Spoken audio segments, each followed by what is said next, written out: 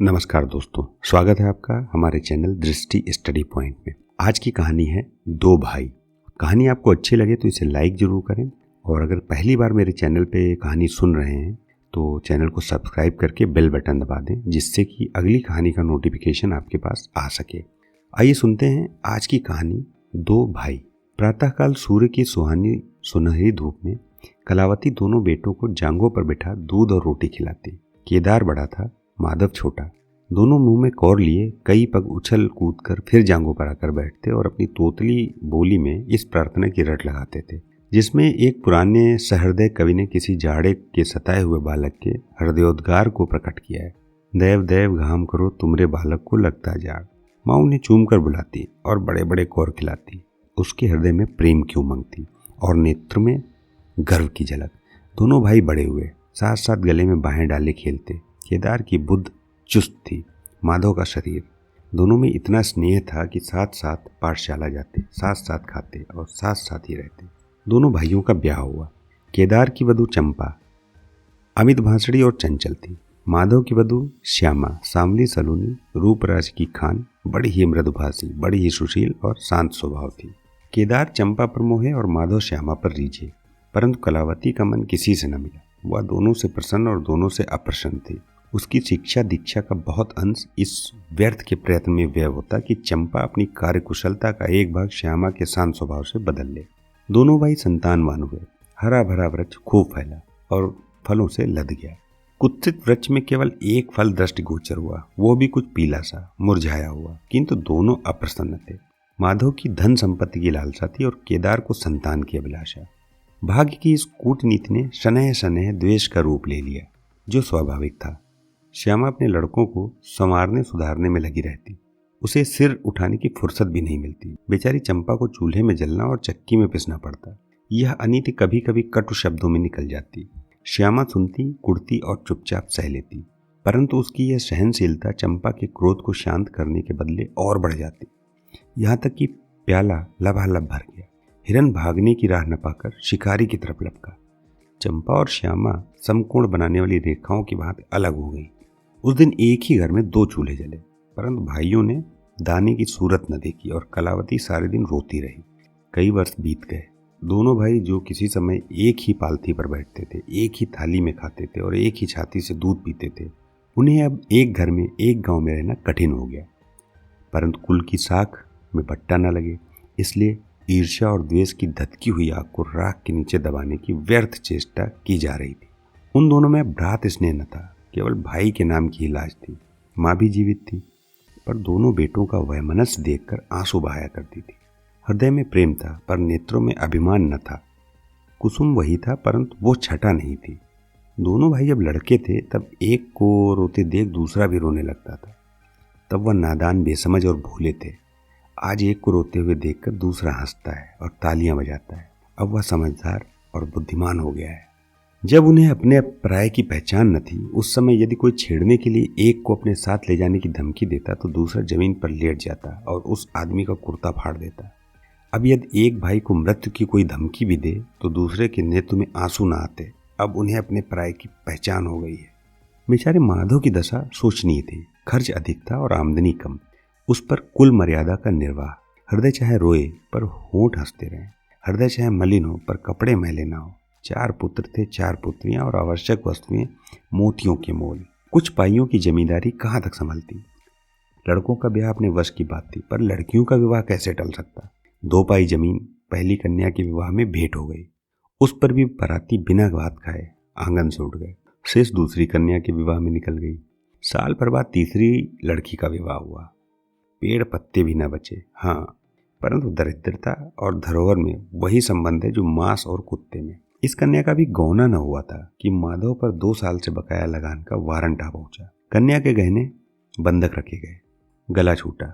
चंपा इसी समय की ताक में थी तो नए नातेदारों की सूचना दी, तुम लोग बेसुध बैठे हो, यहाँ गहनों का सफाया हुआ जाता है। दूसरे दिन एक नाई और 2 ब्राह्मण माधव के दरवाजे पर आकर बैठ गए। बेचारे के गले में फांस पड़ गई।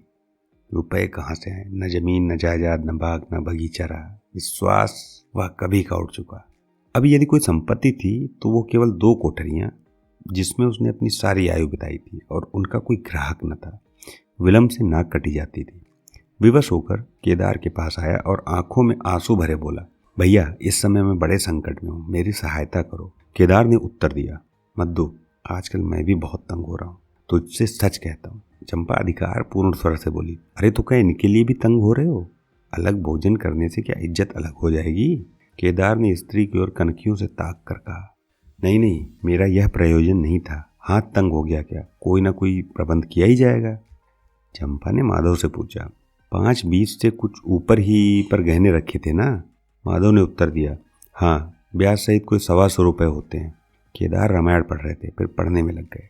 चंपा ने तत्व की बातचीत शुरू की, रुपया बहुत है, हमारे पास होता तो कोई बात न थी, परंतु हमें भी दूसरों से दिलाना पड़ेगा और महाजन बिना कुछ लिखाए पढ़ाए रुपए नहीं देते। माधव ने सोचा, यदि मेरे पास कुछ लिखने पढ़ने को होता तो क्या, और महाजन मर गए थे, तुम्हारे दरवाजे क्यों आता? बोला, लिखने पढ़ने को मेरे पास है ही क्या? जो कुछ जगह जायदाद है वह यही घर है। केदार और चंपा ने एक दूसरे को मर्म भेदी नैनों से देखा और मन ही मन कहा, क्या सचमुच जीवन की प्यारी अभिलाषाएं पूरी होंगी? परंतु हृदय की यह उमंग मुंह तक आते आते गंभीर रूप धारण कर गई। चंपा बड़ी गंभीरता से बोली, घर पर तो कोई महाजन कदाचित ही रुपया दे, शहर हो तो कुछ किराया ही आए, पर गंवई में तो कोई सेंत में रहने वाला नहीं, फिर साझी की चीज ठहरी। केदार डरे कि कहीं चंपा की कठोरता से खेल न बिगड़ जाए। बोले, एक महाजन से मेरी जान पहचान है, वो कहने सुनने में आ जाएगा। चंपा ने गर्दन हिलाकर इस युक्ति की सराहना की और बोली, पर 2-3-20 से अधिक मिलना कठिन है। केदार ने जान पर खेलकर, अरे बहुत दबाने पर 4-20 हो जाएंगे और क्या। आपकी चंपा ने तीव्र दृष्टि से केदार को देखा और अनमनी सी होकर बोली, महाजन ऐसे अंधे नहीं होते। माधव अपने भाई और भावज की इस गुप्त रहस्य को कुछ कुछ समझता था। वह चकित था कि इन्हें इतनी बुद्धि कहाँ से मिल गई। बोला, और रुपए कहाँ से आएंगे? चंपा चिढ़कर बोली, और रुपयों के लिए और फिक्र करो, 125 रुपये इन 2 कोठरियों के इस जन्म में कोई ना देगा। 4-20 चाहो तो एक महाजन से दिला दूं, लिखा पढ़ी कर लो। माधव इन रहस्यमय बातों से सशंक हो गया।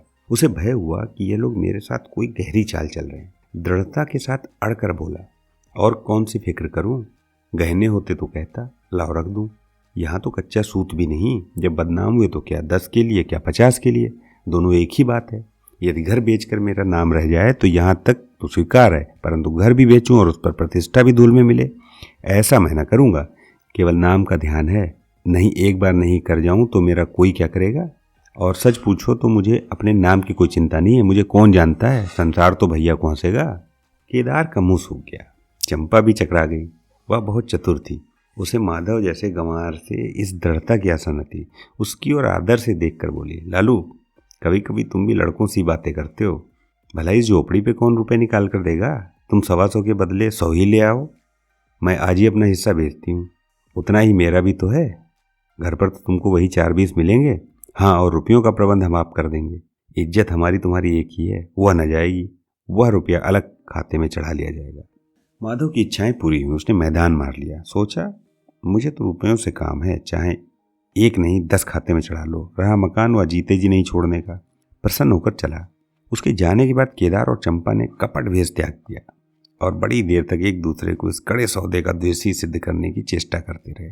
अंत में मन को इस तरह संतोष दिया कि भोजन बहुत मधुर नहीं, किंतु कठौता भर तो है ही। घर, हाँ देखेंगे श्यामा रानी इस घर में कैसे राज करती हैं। केदार के दरवाजे पे 2 बैल खड़े हैं। इसमें कितनी संग शक्ति, कितनी मित्रता और कितना प्रेम। दोनों एक ही जुए में चलते हैं, बस इनमें इतना ही नाता है। किंतु अभी कुछ दिन हुए, जब इनमें से एक चंपा के मैके मंगनी गया तो दूसरे ने 3 दिन तक नाद में मुंह नहीं डाला। परंतु शोक, एक गोद के खेले भाई, एक छाती से दूध पीने वाले आज इतने बेगाने हो गए हैं कि एक घर में रहना ही नहीं चाहते। प्रातःकाल था। केदार के द्वार पर गांव के मुखिया और नंबरदार विराजमान थे। मुंशी दाता दयाल अभिमान से चारपाई में बैठे रेहन का मसविदा तैयार करने में लगे थे। बार बार कलम बनाते और बार बार खत रखते, पर खत की शान न सुधरती। केदार का मुखारविंद विकसित था और चंपा फूली नहीं समाती। मुखिया ने कहा, केदार ने छोटे भाई की लाज रख ली। नंबरदार ने अनुमोदन किया, भाई हो तो ऐसा। मुख्तार ने कहा, भाई सपूतों का यही काम है। दाता दयाल ने पूछा, रेहन लिखवाने वाले का नाम क्या है? बड़े भाई बोले, माधव वल्द शिवदत्त। और लिखवाने वाले का? केदार वल्द शिवदत्त। माधव ने बड़े भाई की ओर चकित होकर देखा, आंखें डबडबा आई। केदार उसकी ओर देख न सका। नंबरदार, मुखिया और मुख्तार भी विस्मित हो गए। क्या केदार खुद ही रुपए दे रहा है? बातचीत तो किसी साहूकार की थी। जब घर में ही रुपया मौजूद है तो इस रहननामे की क्या आवश्यकता है? भाई भाई में इतना अविश्वास! अरे राम राम, क्या माधव 80 रुपए का भी महंगा है? और यदि दबा ही बैठता तो क्या रुपए पानी में चले जाते? सभी की आंखें सैन द्वारा परस्पर बातें करने लगी, मानो आश्चर्य की अथाह नदी में नौकाएं डगमगाने लगी। श्यामा दरवाजे की चौखट पर खड़ी रही। वह सदा केदार की प्रतिष्ठा करती थी, परंतु आज केवल लोक रीति ने उसके अपने जेठ को आड़े हाथों लेने से रोका। बूढ़ी अम्मा ने सुना तो सूखी नदी उमड़ आई। उसने एक बार आकाश की ओर देखा और माथा ठोक लिया। अब उसे उस दिन का स्मरण हो आया जब ऐसा ही सुहावना सुनहरा प्रभात था और दो प्यारे प्यारे बच्चे उसकी गोद में बैठे हुए उछल कूद कर दूध रोटी खाते थे। उस समय माता के नेत्रों में कितना अभिमान था, हृदय में कितनी उमंग और कितना उत्साह। परंतु आज नैनों में लज्जा है और हृदय में शोक, संताप। उसने पृथ्वी की ओर देखकर कातर स्वर में कहा, हे नारायण, क्या ऐसे पुत्रों को मेरी ही कोख से जन्म लेना था? दोस्तों, ये थी आज की कहानी, दो भाई। कल फिर मिलेंगे 3 बजे नई कहानी के साथ। धन्यवाद।